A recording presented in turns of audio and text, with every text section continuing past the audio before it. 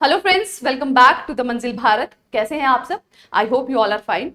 आज हम डिस्कस करेंगे MCQs on general science. As you all know कि हमने सीरीज को स्टार्ट किया है जिसमें हम टॉपिक वाइज एमसीक्यूज को डिस्कस कर रहे हैं। हमने न्यूट्रिशन, उसके टाइप्स पर, सेल पर, इलेक्ट्रिक करंट पर, मेटल, नॉन मेटल, इन सब टॉपिक्स पे इंडिविजुअल एमसीक्यूज को डिस्कस किया है। पहले हमने मिक्स एमसीक्यूज को डिस्कस किया था जो तीनों ही कंपोनेंट से डिराइव होते हैं। Now we have started discussing it on the topic wise. Last video lecture जो था जनरल साइंस का, that is about electric current. मैंने कमेंट सेक्शन में देखा कि आप लोगों को उसके एक न्यूमेरिकल में प्रॉब्लम है, that is I think question number 11 है वो। Let us discuss first that, फिर हम आज के जो लेक्चर है उसको स्टार्ट करते हैं। ओके, सो जस्ट अ सेक।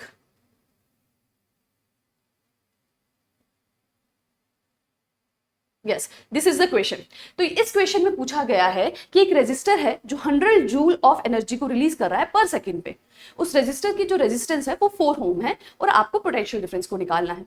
सो मैंने जो आपको फॉर्मूला बताया था दैट इज, इससे हमने डायरेक्टली निकाला था, यही फॉर्मूला यूज होगा, बट ये डिराइव हुआ है जूल लॉ से। आई थिंक तभी आपको कंफ्यूजन हुई कि ये इस तरह से किस तरह से आ गया। देखिए, जूल लॉ क्या कहता है कि जो हीट एनर्जी है that is equals to I square into R into T, जहां पे आई का मतलब है electric current, R is resistance and T is the time and H is the heat energy. ठीक है, अब I जो है that is electric current. We all know that is electric current is equals to potential divided by resistance.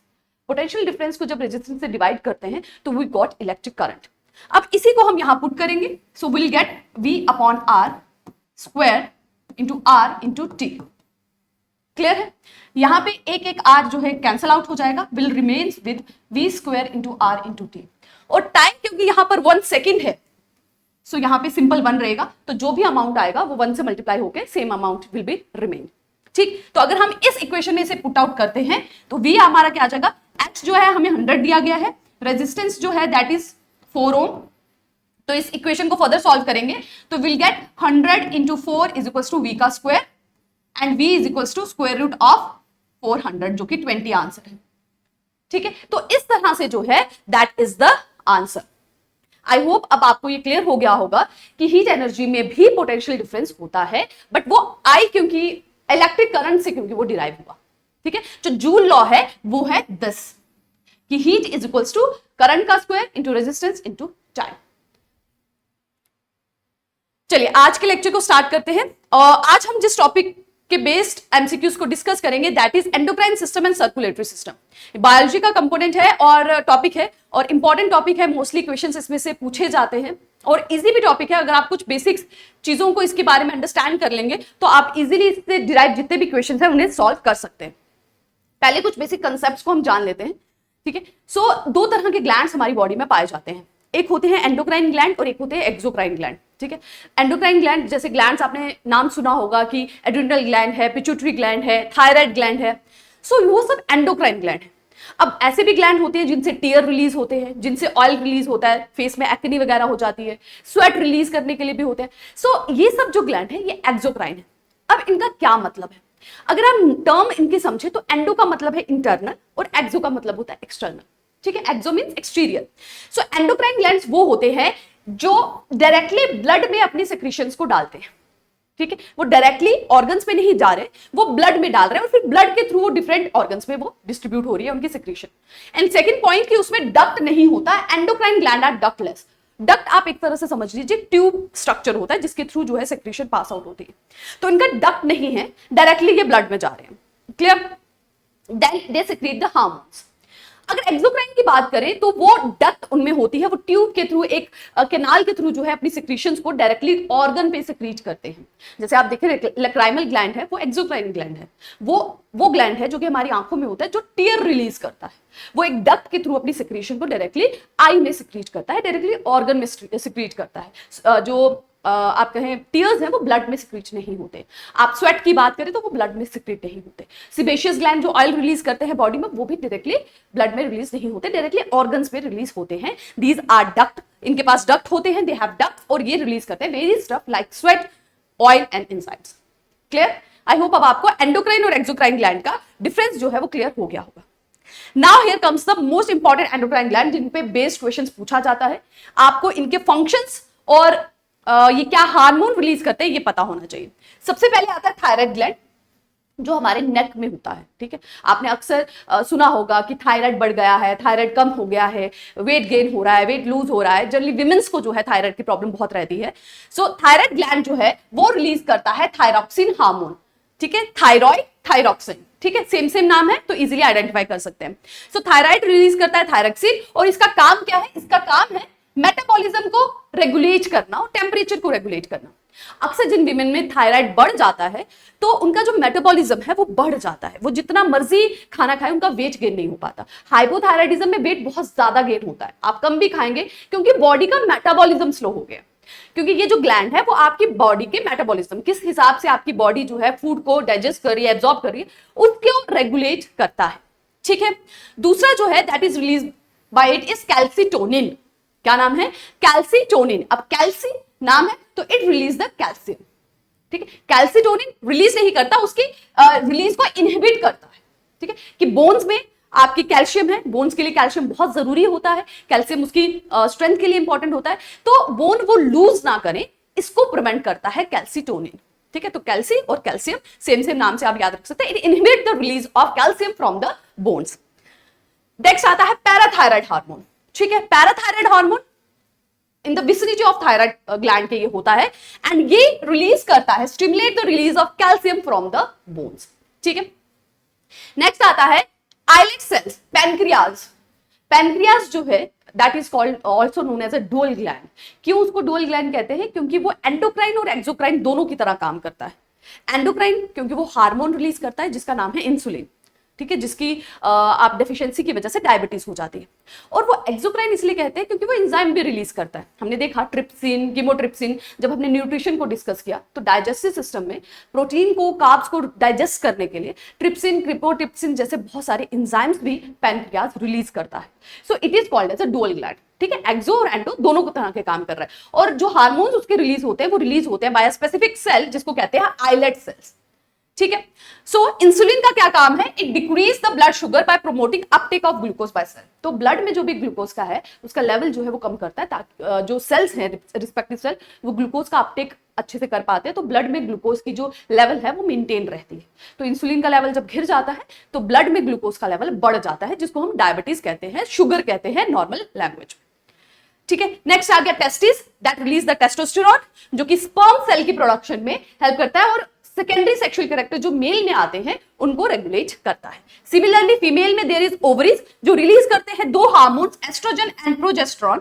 Oestrogen जो है वो secondary sexual characteristics के लिए रिस्पॉन्सिबल है, साथ ही ओवा के रिलीज के लिए रिस्पॉन्सिबल है, और जो प्रोजेस्टेरॉन है वो यूट्रस को प्रिपेयर करता है फॉर द फर्टिलाइज्ड एग।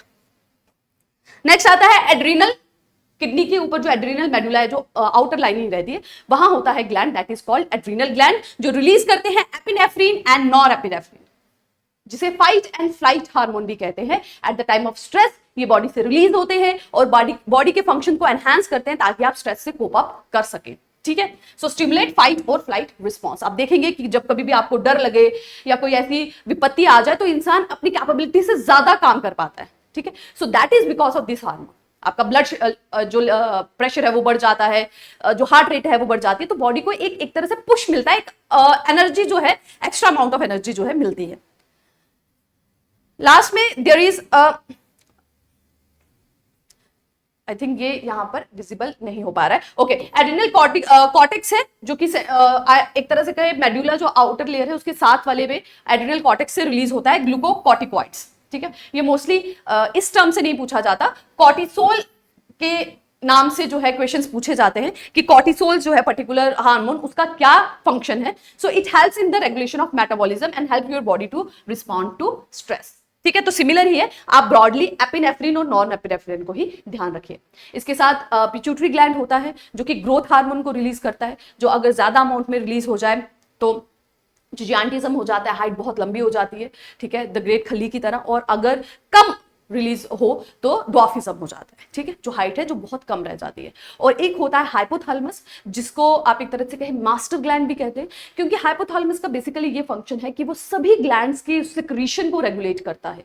उसमें से बहुत सारे हार्मोन्स निकलते हैं, जैसे उसमें से TSH भी निकलता है, that is thyroid stimulating hormone, वहां से FSH भी निकलता है, that is follicle stimulating hormone. तो हाइपोथैलेमस का क्या फंक्शन है, ब्रेन में वो सिचुएटेड है, उसका काम होता है कि सभी थायराइड जो भी ग्लैंड्स हैं उनके फंक्शन को रेगुलेट करें, कि सभी ग्लैंड प्रॉपर तरीके से काम करें, उनके हार्मोन्स सही टाइम से जो है सिक्रीट हो, उनको रेगुलेट करता है। तो that is why it is called as a master gland, base of brain में जो है ये सिचुएटेड होता है, ठीक है। Now coming towards the circulation, circulatory system, क्योंकि दो सिस्टम को हम आज मिक्स करके उनके एमसीक्यूज को डिस्कस करेंगे। क्योंकि आपको बहुत डेप्थ में जो है क्वेश्चंस नहीं पूछे जाएंगे, आपको एमबीबीएस नहीं करनी है, आपको एग्जाम क्लियर करना है, जिसमें 20 मार्क्स का या 10 मार्क्स का जो है साइंस का कंपोनेंट पूछा जाता है, तो उसमें से 3 या 4 क्वेश्चन जो है बायोलॉजी कंपोनेंट से आएंगे, ठीक है। आपको बहुत एग्जाम ओरिएंटेड ही अपनी प्रिपरेशन को रखना है, आपको सब कुछ भी नहीं पढ़ना है और वो चीजें छोड़नी भी नहीं है जो एग्जाम के लिए इंपॉर्टेंट है, ठीक है। तो सर्कुलेटरी सिस्टम में आपको क्या ध्यान रखना है कि आपको बेसिक जो हार्ट का स्ट्रक्चर है वो आपको पता होना चाहिए, ठीक है। आपको ये पता होना चाहिए कि 3 तरह की जो हैं आप एक तरह से कहें ट्यूब्स या जो कैरी करती हैं ब्लड को, वो होती हैं that is artery, veins and capillaries. एक होती हैं आर्टरीज, एक होती हैं वेन्स और एक होती है कैपिलरीज, ठीक है। आर्टरीज जो होती है वो मोस्टली कैरी करती हैं ऑक्सीजनेटेड ब्लड, ठीक है, जिस ब्लड में ऑक्सीजन होता है वो आर्टरीज कैरी करती हैं। वेन्स कैरी करते हैं डीऑक्सीजनेटेड ब्लड, और कैपिलरीज जो होती हैं, दिस इज द कैपिलरी। आप ये देखिए, ये जो है, ठीक है, ये ब्लू कलर की ये वेन्स दिखाता है, ये रेड कलर जो है ये आर्टरीज दिखाता है, और ये दोनों आपस में जो एक्सचेंज ऑफ ब्लड होता है ना, जो लास्ट उनकी आप एक तरह से कहीं बाइफर्केशन होती है, वो in the form of capillaries. आप जो अपनी फिंगर्स में देखेंगे टिप पे जो है दैट इज कैपिलरीज। यहां से ब्लड लेते हैं कभी कभी HB टेस्ट करने के लिए, तो वो कैपिलरी पंक्चर करके लेते हैं। जब आपकी आर्म पिट से लेते हैं दैट इज फॉर द आपके जो सिरिंज भर के जो आपका ब्लड निकालते हैं that is from the when, वो निकाली जाती है, ठीक है। दीज आर द कैपिलरीज जो लास्ट बाइफर्केशन होती हैं आर्टरीज और वेन्स की। तो mostly arteries carries oxygenated blood except one. एक आर्टरी हमारी बॉडी में ऐसी है जो ऑक्सीजनेटेड ब्लड कैरी नहीं करती, वो कैरी करती है डीऑक्सीजनेटेड ब्लड। वो कौन सी है? That is pulmonary artery. Pulmonary जो है मेडिकल टर्म में, पल्मनरी जो वर्ड है वो लंग्स के लिए यूज किया जाता है, ठीक है। जैसे लीवर के लिए यूज किया जाता है हिपैटिक, ठीक है। जैसे हेपेटाइटिस बोलते हैं ना, हेपेटाइटिस जिसमें लीवर में इंफेक्शन हो गया, तो वो मेडिकल टर्म है उसके लिए। उसी तरह से जो लंग्स है उसके लिए जो मेडिकल टर्म है वो पल्मनरी यूज किया जाता है। तो पल्मनरी आर्टरी का मतलब हुआ वो आर्टरी जो ब्लड को जो कहां लेके जा रही है, लंग्स तक लेके जा रही है। अब आप जानते हैं कि हम सांस लेते हैं, नाक के थ्रू सांस जा कहां रही है, लंग्स में जा रही है, और लंग्स में ही फिर गैसेस का एक्सचेंज होता है। कार्बन डाइऑक्साइड जो है वो बाहर आती है और ऑक्सीजन जो है वापस ब्लड में जाती है। तो पल्मनरी आर्टरी क्या करती है? पल्मनरी आर्टरी ब्लड को कैरी करती है लंग्स तक। लंग्स में उस ब्लड से कार्बन डाइऑक्साइड जो है एग्जिट हो जाती है, ऑक्सीजन वापस आती है, और फिर लंग्स से oxygenated blood pulmonary when carry करती है वापस हार्ट की तरफ, ठीक है। So this is the pulmonary artery, अकेली ऐसी आर्टरी जो डीऑक्सीजनेटेड ब्लड को कैरी करती है। ये आप याद रखेंगे, ठीक है। और ये कहां लेके जाती है? लंग्स पे लेके जाती है। लंग्स पे प्यूरिफाई होता है, एक्सचेंज ऑफ गैसेस होता है अल्वियोली पे, और फिर पल्मनरी वेन जो है ऑक्सीजनेटेड ब्लड लाती है वापस हार्ट की तरफ, और हार्ट से फिर ये पूरी बॉडी में पंप आउट होता है। क्लियर? हार्ट के स्ट्रक्चर की बात करें तो 2 ऑरिकल होते हैं, ये ऊपर वाला जो स्ट्रक्चर्स हैं 2, वो ऑरिकल्स कहते हैं उनको, और नीचे जो होते हैं दैट इज कॉल्ड वेंट्रिकल्स।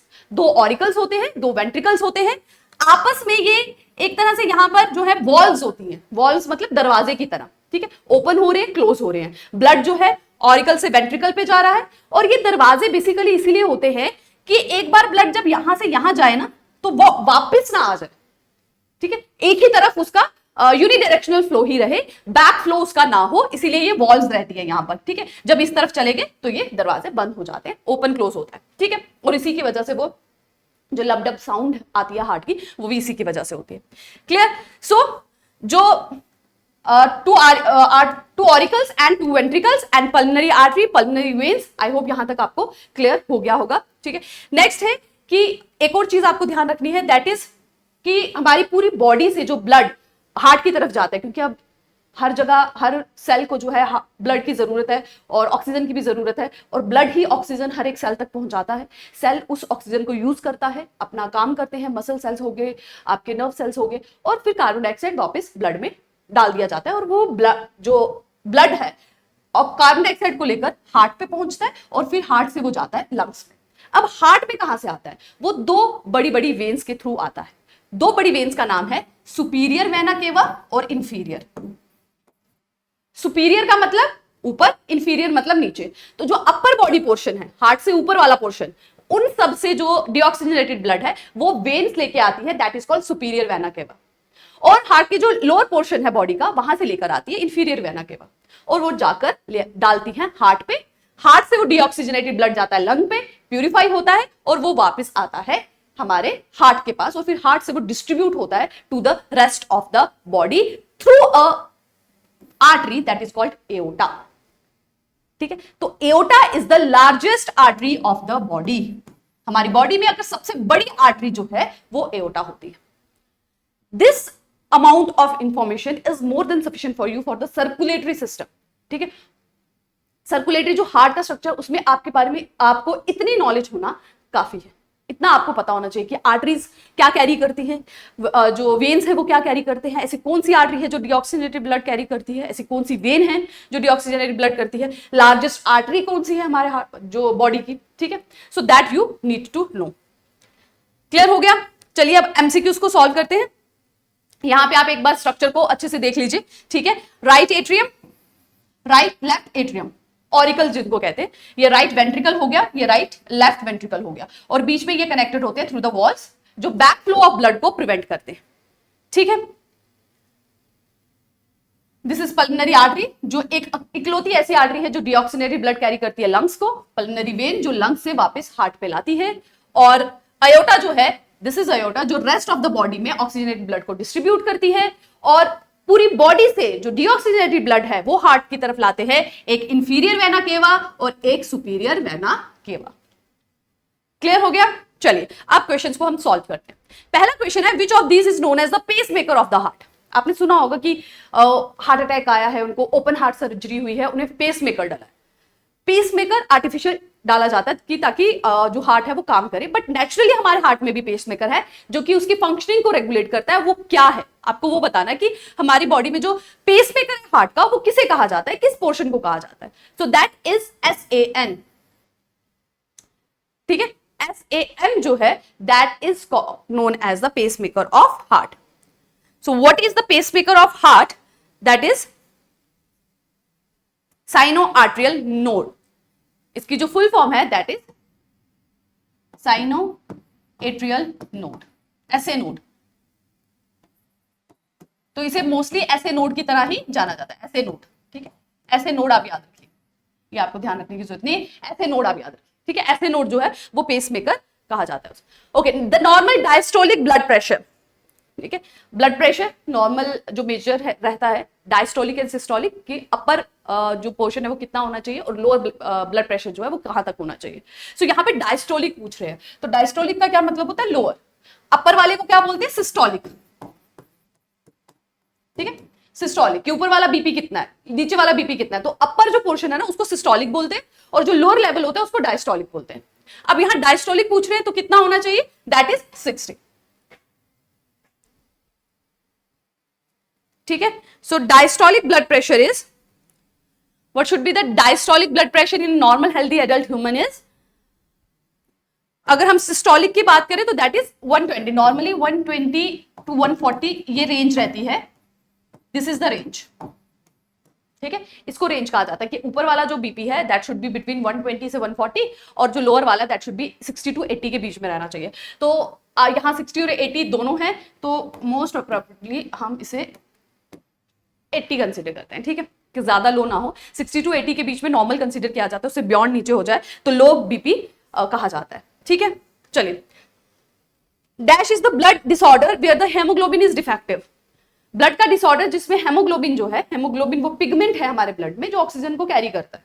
ठीक है, अभी हमने देखा कि ऑक्सीजन जो है ब्लड में जा रहा है और सेल्स तक पहुंच रहा है, फिर वहां से कार्बन डाइऑक्साइड वो वापस लंग्स तक आ रहा है। तो ब्लड में किसके थ्रू जा रहा है, कौन सा जो पिगमेंट है उसको जो है कैरी करता है, वो हेमोग्लोबिन है। तो हेमोग्लोबिन अगर खराब हो जाए तो उस पर्टिकुलर ब्लड डिसऑर्डर को क्या कहते हैं, हेटेरोक्रोमिया, एलोपेशिया, हीमोलिसिस या sickle cell anaemia, that is called sickle cell anaemia. Sickle cell anaemia में जो हीमोग्लोबिन का स्ट्रक्चर है वो डिफेक्टिव हो जाता है, ठीक है। सो सिकल सेल एनीमिया, उनका स्ट्रक्चर जो है ब्रेक डाउन हो जाता है, खराब हो जाता है। Dash carries deoxygenated blood to the lungs from the right ventricle. तो आपको बताना है कौन deoxygenated blood to the lungs carry करता है। तो ये अभी हमने डिस्कस किया, लंग्स में डीऑक्सीजनेटेड ब्लड जो है वो कैरी होता है through the pulmonary artery. What is the average resting heart rate for the adult. So heart rate जो है नॉर्मल हमारे एक अडल्ट में कितना होता है, what is the average resting heart rate for adults, ये आपको बताना है। So 60 to 70, 80 to 90, 100 to 110, 120 to 130. So normal resting heart rate की बात करें तो 60 से 100 की रेंज के बीच में रहता है। सो हम 60 to 70 जो मोस्ट अप्रोप्रिएटली है यहां पर इसको मार्क कर सकते हैं। The largest artery in the human body, ये भी अभी मैंने आपको बताया, that is called aorta. Aorta जो पूरी बॉडी में डिस्ट्रीब्यूट करती है ऑक्सीजनेटेड ब्लड को, aorta largest artery of the body. Difference between endocrine and exocrine हमने डिस्कस किया, आप बहुत इजीली अभी से मार्क कर सकते हैं। मुझे कमेंट सेक्शन में इसका आंसर मैं आपको नहीं बताऊंगी, आप मुझे कमेंट सेक्शन में इसका करेक्ट आंसर बताएंगे, ठीक है। ऑप्शंस को अच्छे से रीड कर लीजिए and then tell me the correct answer of question number 7। Question number 8, dash secretes growth hormone. इसमें से कौन सा ग्लैंड है जो ग्रोथ हार्मोन को रिलीज करता है। इसमें आप ज्यादा कंफ्यूज हो जाएंगे, आप इसको पिट्यूटरी समझे और then here we call the adrenal gland, ठीक है। Okay, these are the options. So growth hormone कौन रिलीज करता है, दैट इज पिट्यूटरी ग्लैंड, ठीक है। पिट्यूटरी ग्लैंड जो है, थायराइड हमने देखा थायरॉक्सिन रिलीज करता है, हाइपोथैलेमस जो है वो सबकी सिक्रीशन को रेगुलेट करता है, और एड्रिनल ग्लैंड जो है वो एपिनेफ्रिन और नॉर एपिनेफ्रिन को रिलीज करता है। This hormone is responsible for fight और फ्लाइट रिस्पॉन्स, ठीक है। तो जब भी स्ट्रेस की कंडीशन आती है बॉडी में तो ये हार्मोन रिलीज होता है और हमारी बॉडी को स्ट्रेस से कोप अप करने के लिए हेल्प करता है। And this is release by the adrenal glands that is situated on the top of our kidneys and it is called epinephrine and norepinephrine are the hormones. This hormone is not secreted by hypothalamus. आपको बताना है इनमें से कौन सा hormone है जो hypothalamus से सिक्रीट नहीं होता।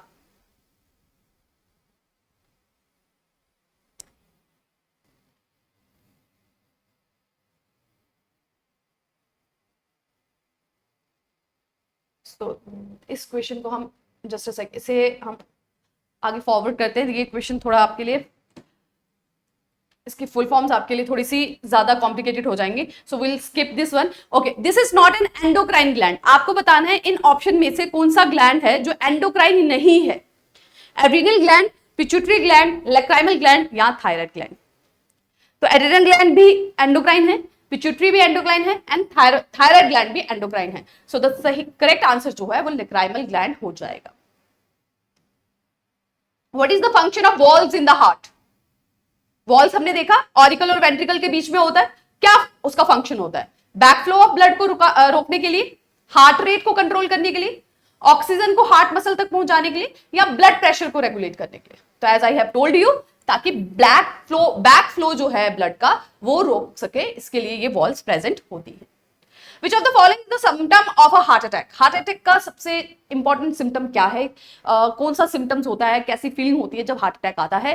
चेस्ट पेन और डिस्कम्फर्ट होता है, हेडेक होता है, नॉशिया होता है, या ब्लड विजन होती है। So that is chest pain and that too जो कि आपकी आर्म तक जो है मूव करे, ठीक है। चेस्ट में पेन होती है लेकिन वो जो पेन है that move up to the arm also, shoulder को भी इन्वॉल्व करती है और आर्म तक वो एक्सटेंड करती है। Which of the following is responsible for carrying deoxygenated blood back to the heart? ठीक है, deoxygenated blood back to the heart। अब इसमें लंग्स की बात कहीं नहीं हो रही है, यहां पे बात हो रही है कि जो भी डीऑक्सीजनेटेड ब्लड है, कार्बन डाइऑक्साइड कंटेन ब्लड है, वो वापस हार्ट में कौन लेके आता है? तो लंग्स की बात तो नहीं हो रही है, तो पूरी बॉडी से कौन लेके आता है? That is veins. ठीक। The function of red blood cell is carry oxygen to the blood tissue, fight infection, clot the blood to prevent excessive bleeding, remove waste products from the body. तो clot करने का किसका काम होता है? वो platelets का काम होता है। ठीक है, platelets.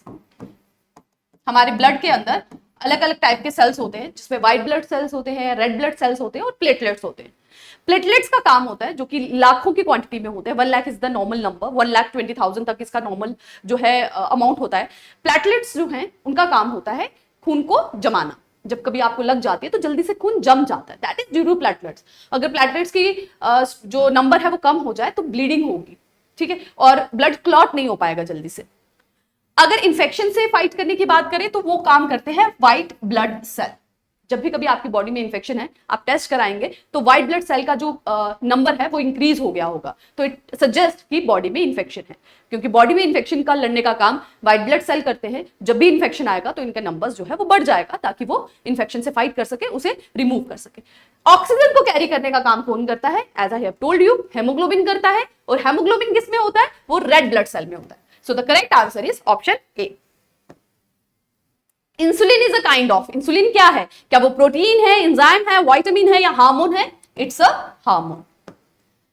Which of the following is not correct? आपको बताना है इनमें से कौन सा ऑप्शन सही नहीं है। एड्रेनलिन जो है वो एंगर, फियर, डेंजर के टाइम पे रिलीज होता है। एस्ट्रोजन मेल में रिलीज होता है। इंसुलिन ग्लूकोज को हैंडल करता है और थायराइड रिलीज करता है थायरॉक्सिन को। सो ये भी सही है, ये भी सही है, ये भी सही है, बट दिस इज रॉन्ग, क्योंकि oestrogen is the female hormone. ठीक है, ओवरी से रिलीज होता है और ये फीमेल हार्मोन है। सो ऑप्शन बी हमारा हो जाएगा correct answer. Which of the following is a dual gland? ये हमने डिस्कस किया, मैंने आपको अभी बताया, दैट इज पैनक्रियास को डुअल ग्लैंड कहा जाता है, क्योंकि वो एक्सोक्राइन भी है और एंडोक्राइन भी है।